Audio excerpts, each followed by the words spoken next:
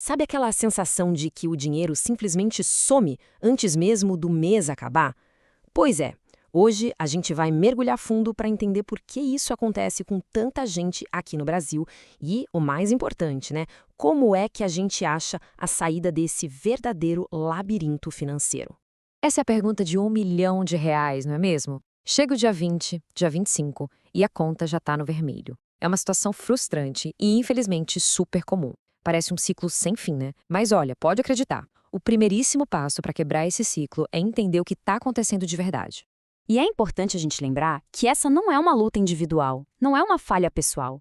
É uma realidade que, olha, atinge milhões e milhões de lares brasileiros. É um desafio coletivo mesmo, sabe? Que é influenciado tanto pelos nossos costumes do dia a dia, quanto pela situação econômica do país. Então, bora lá começar a investigar essas causas. Ok, então, vamos fazer um diagnóstico aqui.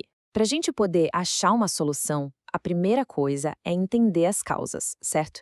Por que será que, no fim das contas, o orçamento fica tão, mas tão apertado?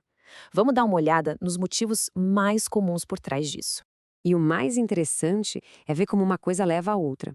A falta de controle, de não saber para onde o dinheiro está indo. Bom, isso é a porta de entrada para as compras por impulso.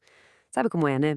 Aquele delivery no fim de um dia cansativo, aquela promoção que parece imperdível na internet. Aí entra o cartão de crédito, que parece uma solução mágica, mas que muitas vezes só piora a situação.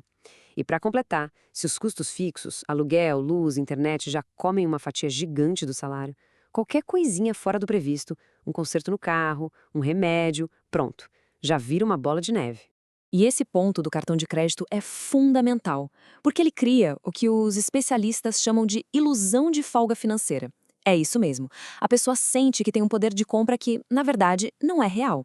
Isso leva a gente a gastar mais, a parcelar tudo, e aí vem os juros, que são, sem dúvida, os grandes vilões de qualquer orçamento. Só que essa falta de controle não é um probleminha isolado de uma família ou outra. Quando a gente fala de milhões de pessoas passando pela mesma dificuldade, o impacto vira uma questão nacional. E a dimensão disso tudo, olha, é de assustar.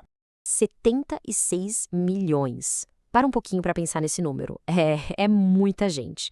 Essa é a projeção da quantidade de pessoas inadimplentes com nome sujo no Brasil para 2025. Isso dá quase 1/3 da população do país. Fica claro a urgência que a gente tem de olhar para essa questão, né? Tanto pelo bem-estar de cada um, quanto pela saúde da economia brasileira como um todo. Mas respira fundo.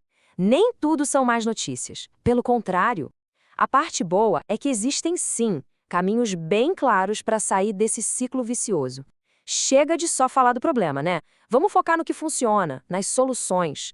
Tá na hora da gente começar a construir uma segurança financeira de verdade. E o plano é bem direto, baseado em 3 passos fundamentais.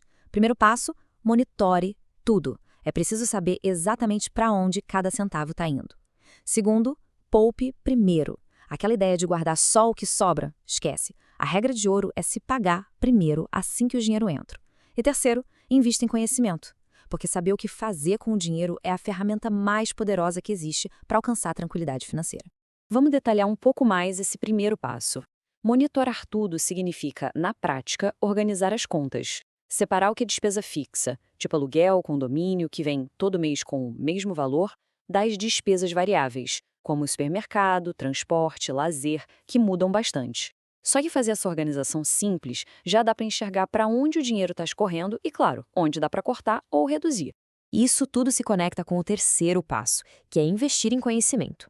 Porque, veja bem, educação financeira não é um bicho de 7 cabeças. Não é só sobre guardar dinheiro na poupança. É sobre entender como as coisas funcionam para tomar decisões mais espertas. É saber como diversificar a renda, por exemplo, e, principalmente, entender o poder destrutivo dos juros altos de dívidas. No fundo, é fazer o dinheiro trabalhar para a gente, e não a gente trabalhar só para pagar a conta. Bom, a gente viu as causas, viu o tamanho do impacto disso no país inteiro e até um plano de ação bem claro. Mas a verdade é uma só. Nada disso vale a pena sem o ingrediente principal, que é a decisão de finalmente dar o primeiro passo. Então, para a gente fechar, fica aqui uma reflexão. Ninguém precisa fazer uma revolução financeira da noite para o dia. Uma pequena mudança de cada vez. Começar anotando um gasto que antes passava batido, pensado às vezes antes daquela compra por impulso, qualquer coisinha já pode ser o começo de uma grande virada de chave. A pergunta que fica é: qual vai ser esse pequeno primeiro passo para começar essa jornada.